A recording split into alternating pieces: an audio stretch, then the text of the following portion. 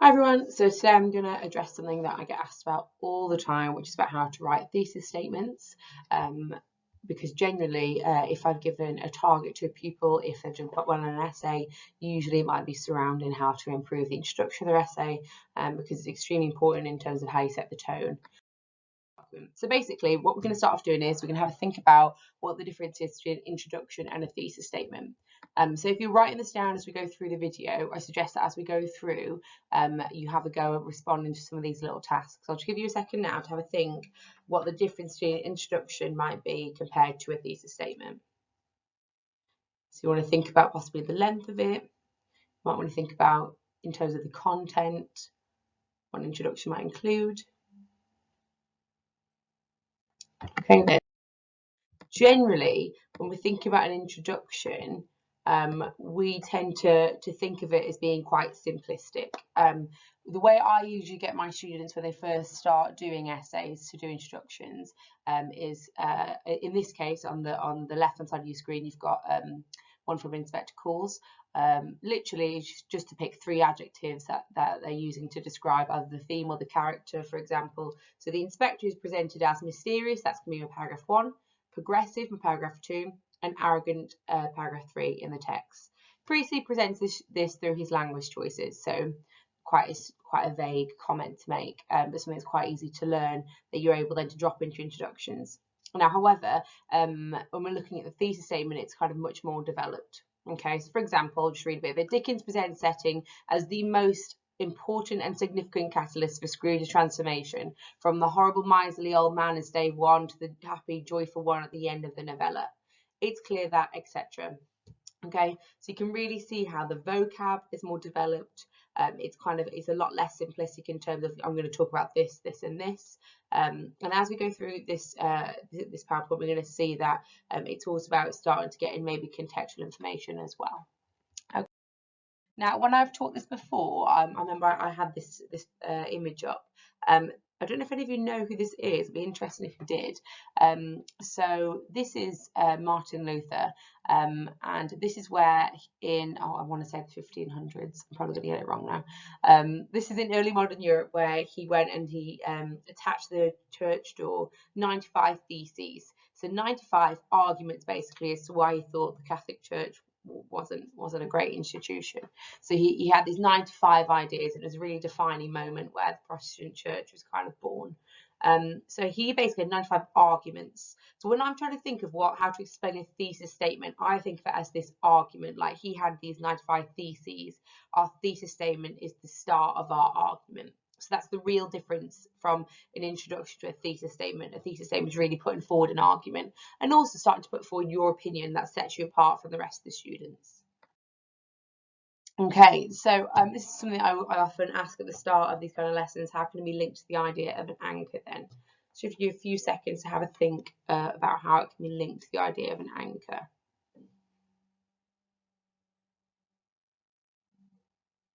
If you've got a book, you might want to jot it down. You might want to pause the video at this point. Okay, so a thesis statement anchors your argument. It is what the rest of the essay is based on. That means it's super important that you're able to create a good, solid argument at the start, because that is what the rest of it is going to be based on. So it anchors your argument. If I'm ever stuck at where am I going with this essay, I go back to my thesis statement, back to my introduction, and I just think, okay, what have I written? Okay, so the thesis statement is always at the start because it anchors our argument. So if you want to get some notes down, I suggest you get some of these now. Obviously, you can pause the video at any point. It focuses your ideas into a few sentences. It's informing the marker what you're going to discuss. It guides your writing, keeps your argument focused.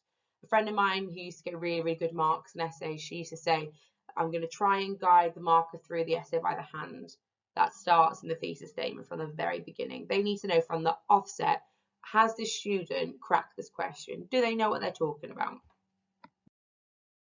You might want to do some of these things. You might want to explain or explore the keywords from the essay question or statement. There's a couple of examples from mice and men here.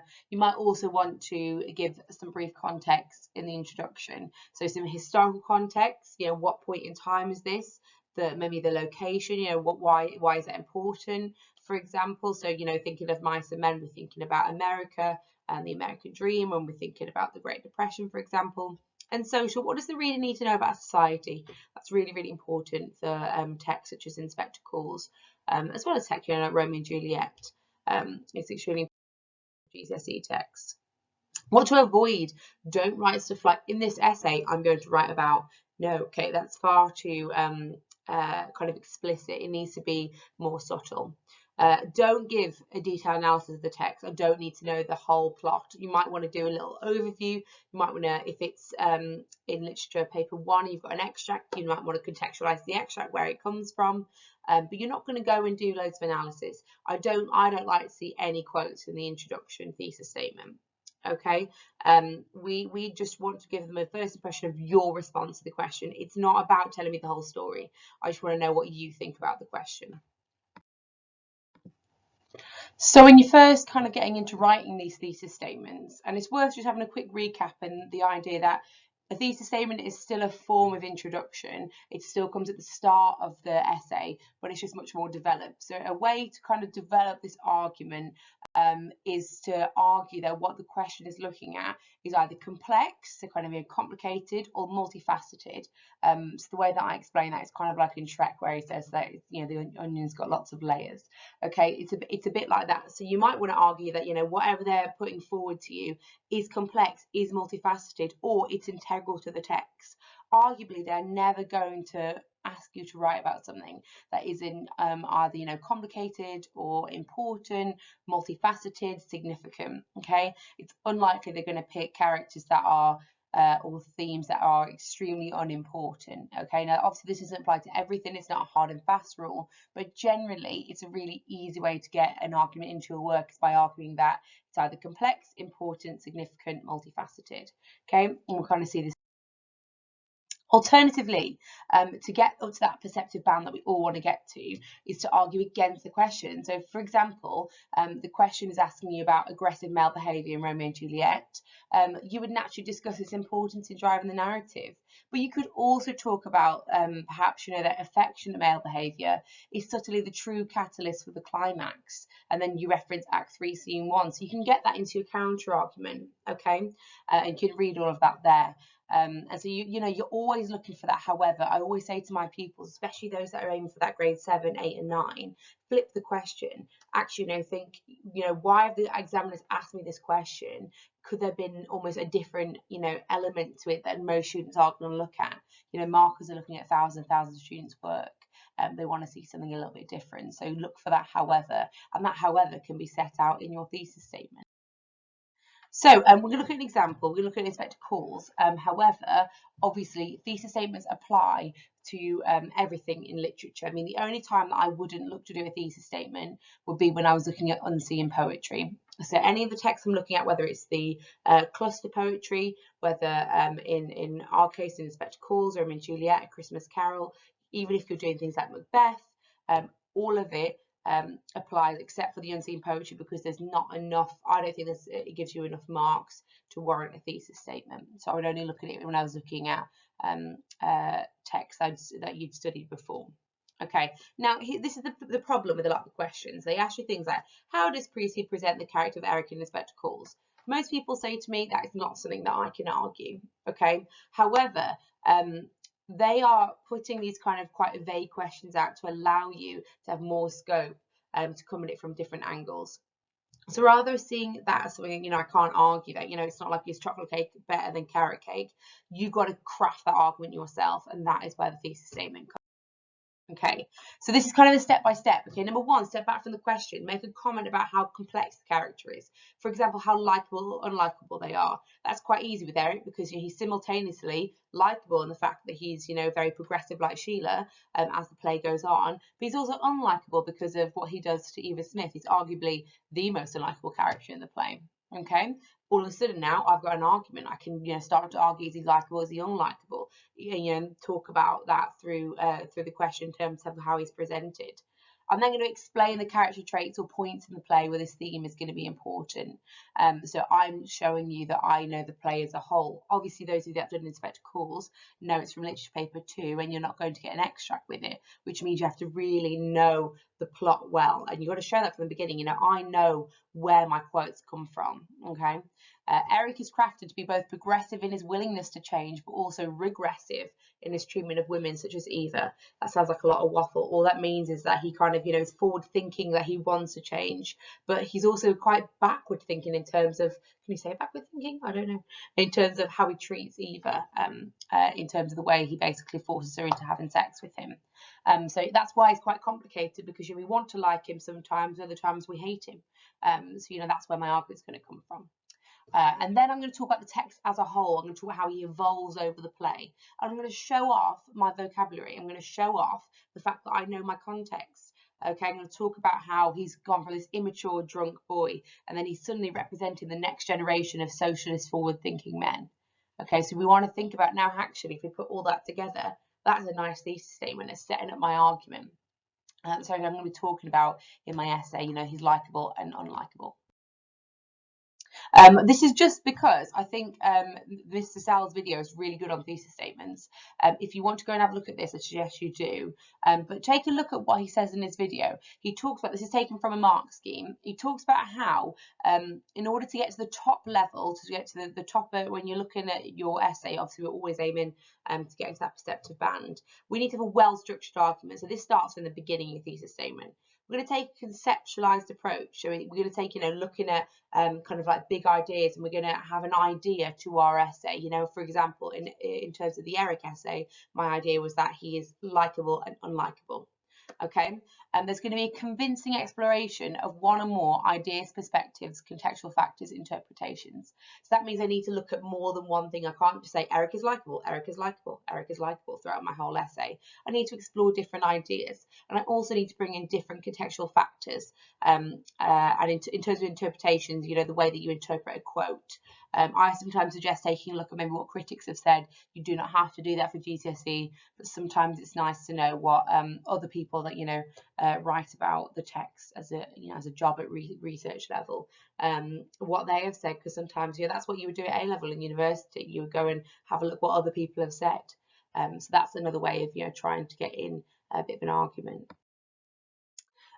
So in terms of sample sentences, on the right you can have a look at all of the sample sentences. I'm going to try and put these into on YouTube. I'm going to try and put these underneath so you've got them all. But you can see here that basically I try and relate back to these sample sentences as much as I can.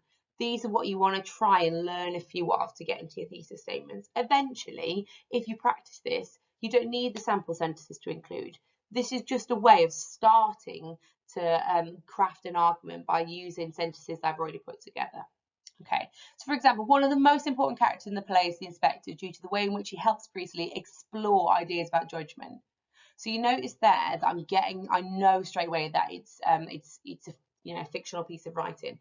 Priestley is exploring these ideas. Okay, Priestley's in charge. Okay, he's a puppet master. And then I'm just going to define what judgment is, because I think it's quite a difficult question. The question at the top, sorry. So judgment is the ability to make considered decisions or come to sensible conclusions. Okay, and then I kind of go on and talk about the devastating World War, and I, you know, show my vocab again. The inspector is the moral compass in the text, raining judgment down on all of characters. Okay, this would be a good thesis statement. It could maybe, you could argue, be more developed to the context, but what we're going to do is we're going to take a look at a couple in a moment, and you're going to get to have a go writing down what went well and even better if, so that I can stop talking for a little bit and you can have a go writing it down. As I said, it's not just for Inspector Calls. It's for you do these thesis statements for all of the literature texts. So if you want to press pause, these are some that I haven't written, so I thought it's good for you to have a look at what some other people have written. I borrowed these from one of the, I think it might be Mr. Sal's video, so credit to Mr. Sal's if it is. But it's just because I think it's good for you to have a look at what other people have done, because some of these have got some excellent examples of vocab that are just not as well developed possibly. This one is only one sentence long, so we want to think about developing a little bit further. Okay, so in a moment, what you're going to see then, you're going to see that there's 3 sample thesis statements. One of them is the third one is the one we looked at earlier. What we need to do is, as each one comes up, I try you to pause the video, and I try you to write down what went well, so something that you think was good about it, and an even better if, so something that actually I think could be improved in it. Okay, really important to be looking at other people's work and evaluating it, because that will allow you then, when you do your work, to kind of look at it more so how a marker will look at it. It's really hard to criticise your own work sometimes, because especially when you're so heavily invested in it. So it's good to start looking at other people's to enable you to think about how you approach your own work. Okay, so just take a moment then to read through this and pause the video, and then I want you to write down a what and well and even better if.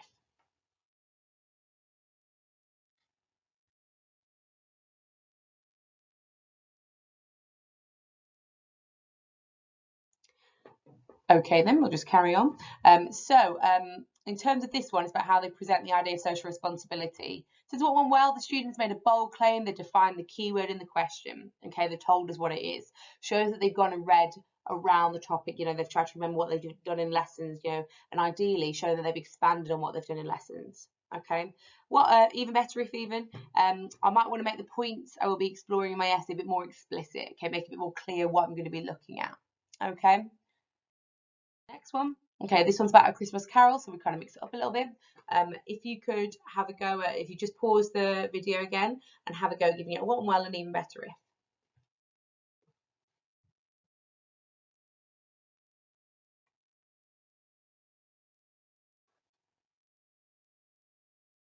Okay then, so I presume you've done that now. We're going to do the what and well first. Okay, so the student has made a bold claim. Okay, in A Christmas Carol, setting in place is arguably more important than many other texts found in English literature.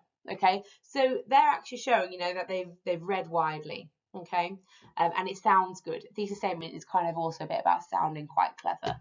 You know, they talk about it setting as in a vehicle for transformation. That's super easy to you know, super easy kind of statement to learn that you can then slot in to different essays. The idea of something being a vehicle for something else. And it's also showing, actually, I've got an understanding of the themes and the bigger ideas that's going on here. Transformation is arguably the most important theme in the text.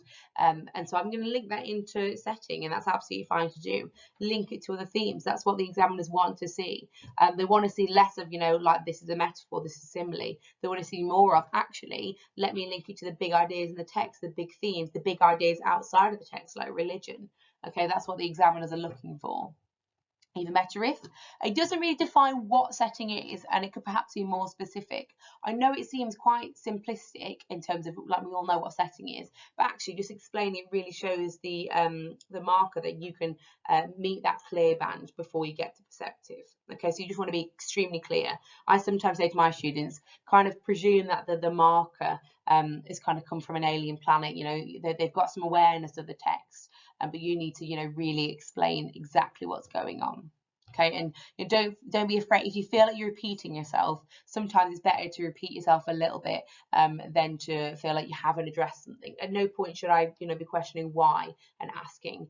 So that's why the thesis aim is important for kind of setting out from the start. Okay, and then final one. We've already looked at this one, so I'll just let you have a quick go, giving it what well and even better if.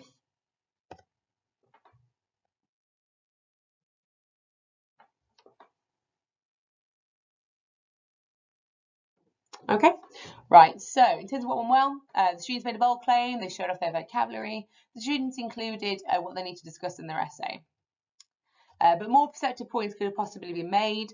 You know, could argue it's a bit simplistic saying is likable and unlikable.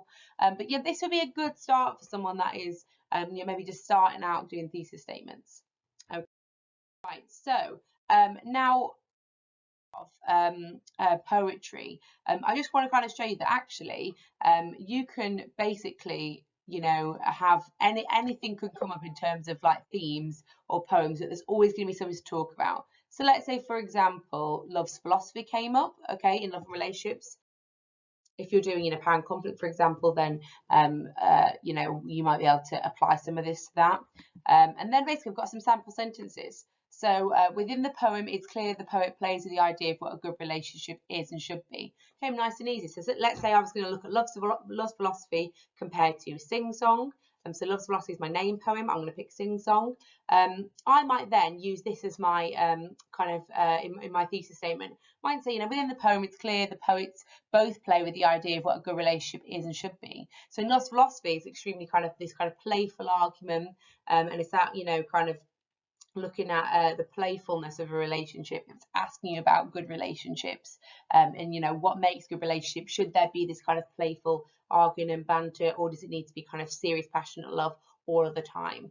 You know, in Sonnet 29 might be one to compare if you're making that point instead of sing song.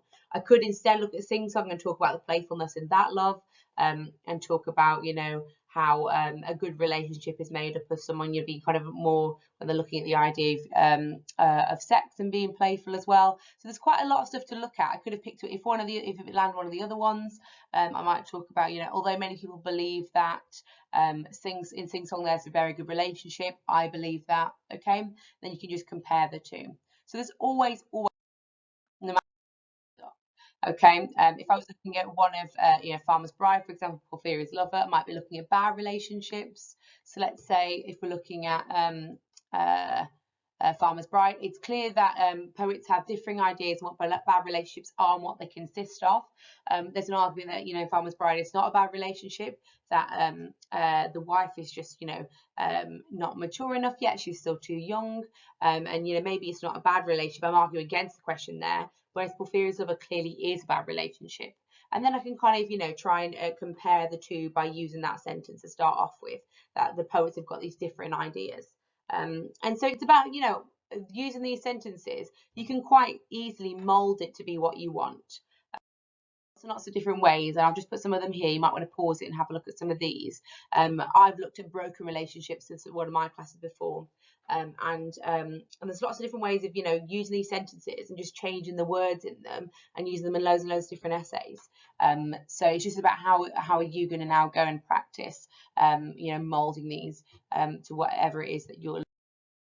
Okay, so what just spend 15 minutes now having a go writing a thesis statement. In the exam, you don't really want to spend more than 5 to 10 minutes writing your thesis statement. Obviously, it's very important because it's the beginning. But if I were you, I'd just choose either one of these, or if you're looking at Romeo and Juliet, just pick a theme and, you know, simply write, how does Shakespeare present the theme of, for example, violence through the male characters in Romeo and Juliet. Okay, and there's loads here. That's why I've kind of put it into thematic, character investigation, and character stroke thematic, and some miscellaneous as well. The examples in particular, I mean, AQA really likes doing a bit of a mix of both. So, for example, you know, how are relationships with women presented through Gerald? So they like doing it a bit more like that, because it's quite a bit more convoluted and difficult looking at a theme through a character, or vice versa.